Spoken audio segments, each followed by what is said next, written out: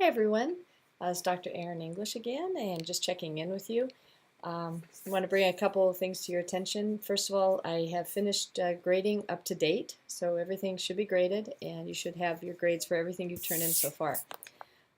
In grading the papers, I did find that maybe about half of you, maybe more, but about half of you, it appears that we're not using Grammarly in the way that I'm hoping you're getting in the habit of using it, even throughout your career.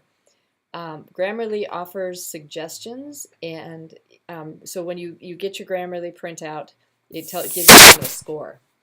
And the score doesn't mean I'm not looking for 100% by any means. Okay, so let's take that off the board here.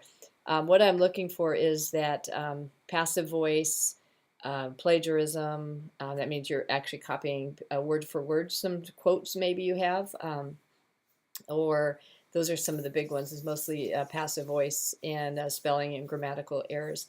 So when you're using Grammarly, what I'm suggesting is when you use it and make the corrections they're suggesting as if they make sense. So what I was finding a few of you were doing is you were looking for the essential problems, the big things that were wrong. Unfortunately, you were missing some of the more subtle pieces to make your writing stronger.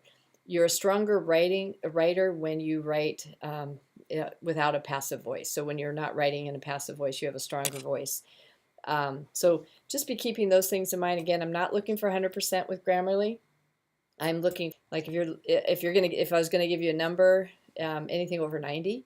This is metadata they're using. It's not your ego. It's not my ego.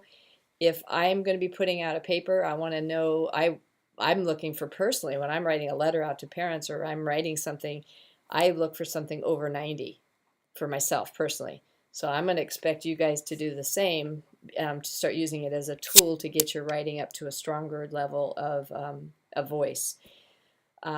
So some of you were at a 65, 70, 80. Doesn't mean you're a bad writer. It just means that when you're writing for APA, they're trying to get you to be a more stronger writer. So be looking at that. It doesn't have to be perfect, but it does need to be at a higher level.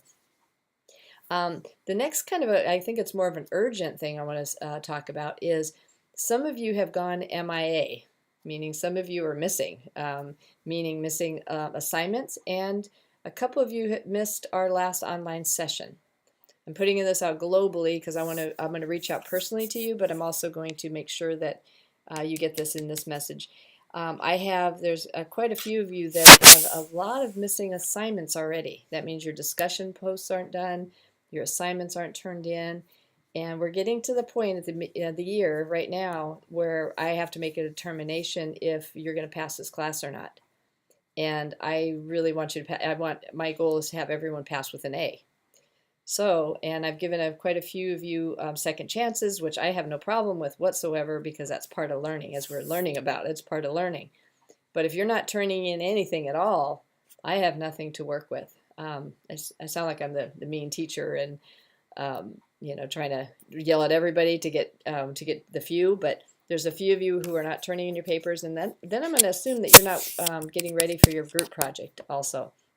So please contact me if there's a question or issue. Otherwise, I have to give the grade you earn, and I would suggest right now that if you're unsure if I'm talking about you right now or talking to you, I would go into Blackboard right now and see what you're missing up until this point. We are at our 4th week. We're going into our 4th week right now. We're in our 4th week. So you need to have everything up through the 3rd week done. Everything should be done, and everything is graded already. So those things should be done. I have a couple people assignments already, and that's a lot, even for this time of the year. Okay, so with that said, that's all I have. Contact me if you need anything.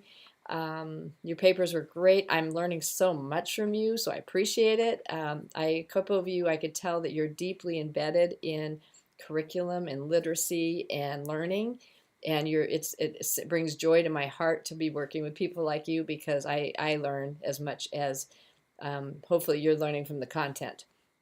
So keep up the good work, and your discussions are phenomenal, and your encouragement to each other is just beautiful. So thank you for that.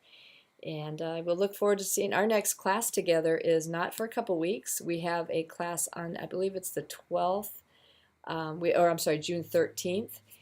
We have our class on June 13th, and again, that will be just a check-in, and we're going to discuss all the final projects as they come up, and the final class will be a presentation. So that's all I have. All right. Bye, guys.